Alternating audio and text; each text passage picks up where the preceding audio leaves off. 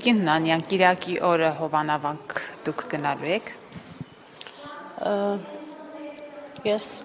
Կիրակ, քանի որ շաբաթ օրը գնալու եմ Գեղարքունիքի մարզ, կարծում եմ Կիրակի չեմ հասցնի գնալ, բայց դա ընդհանրապես կապ չունի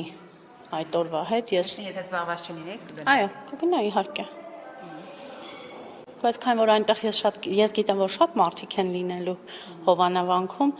դրա համար ես իմ նախապես աշխատանքը չեմ արդեն պլանավորված չեմ թողնի եւ գնա այնտեղ։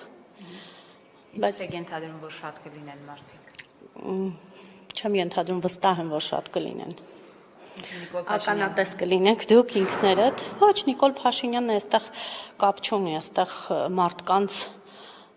ձայնը կապ ունի, մարդկանց մտածելակերպը կապ ունի եւ մարդկանց բողոքը կապ ունի։ Ինչից են բողոքելու այնտեղ մարդիկ։ Բողոքելու են անարդարությունից, անարդար որոշումներից, Տեր Արամի հանդեպ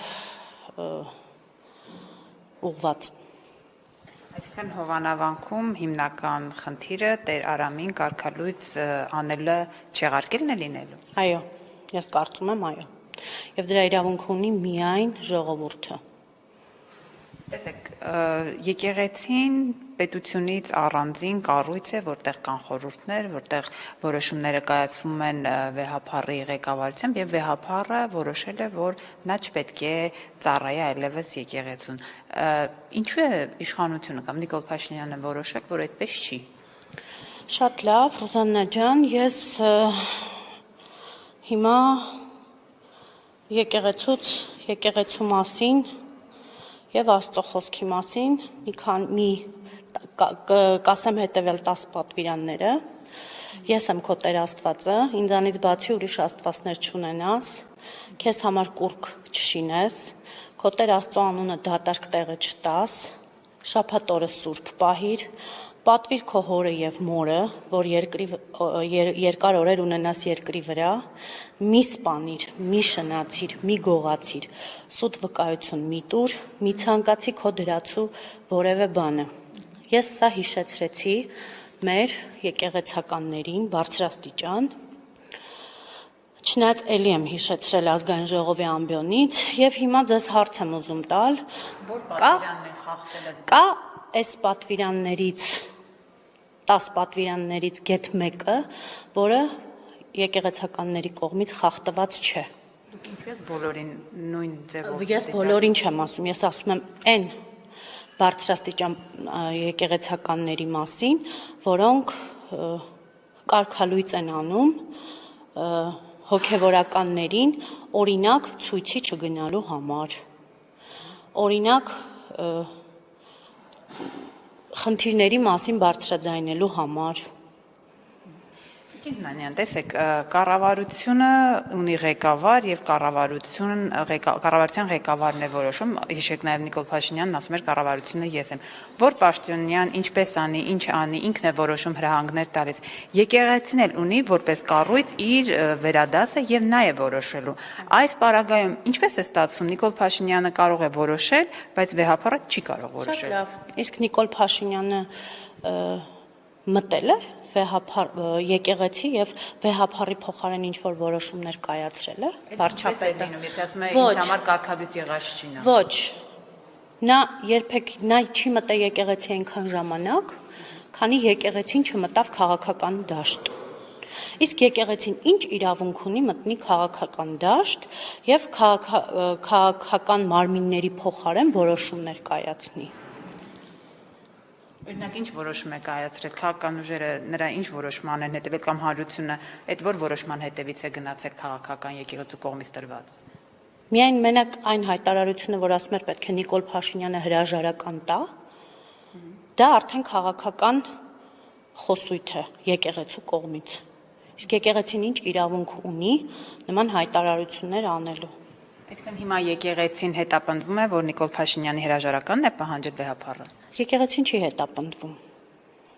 Եկեղեցին չի հետապնդվում։ Եկեղեցին մեր անբաժան մասնիկն է, մեր ինքնությունն է, մեր հավատն է։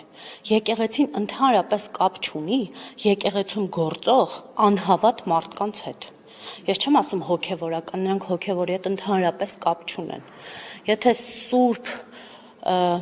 նորին սուրբ օծություն, Տեր, Գարեգին այդպես են կոչում իրեն, որ սուրբ սրբերի հետ ընդհանրապես նա կապ չունի, սրբության հետ ընդհանրապես կապ չունի։ Ուրեմն ես այսօր պատասխանատու հայտարարություն եմ անում, որ ես էլ սուրբ կույս Հռիփսիմեն եմ եւ իմ որդու հայրն էլ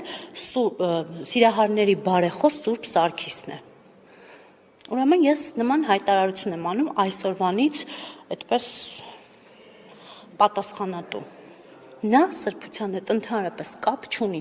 նա հոգևորի հետ ընդհանրապես կապ չունի։ Բայց եթե ասում եք հրաժարական պահանջեց եւ այդ ամեն ինչից հետո սկսվեց,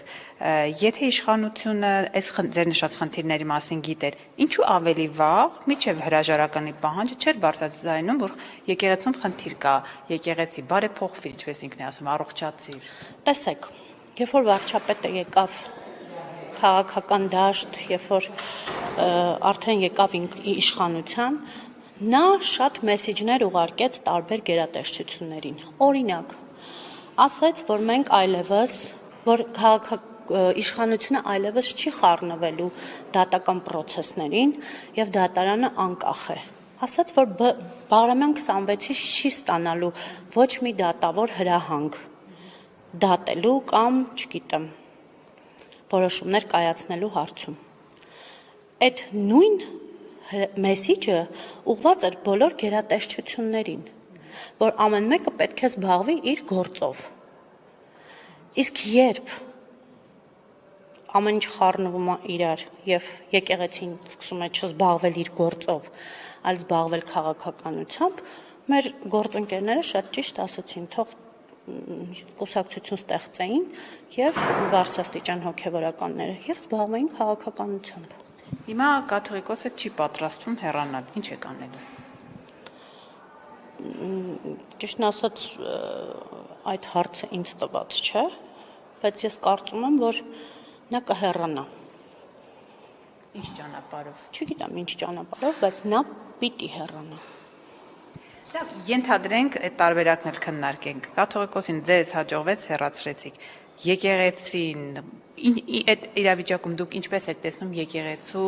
գործունեությունը։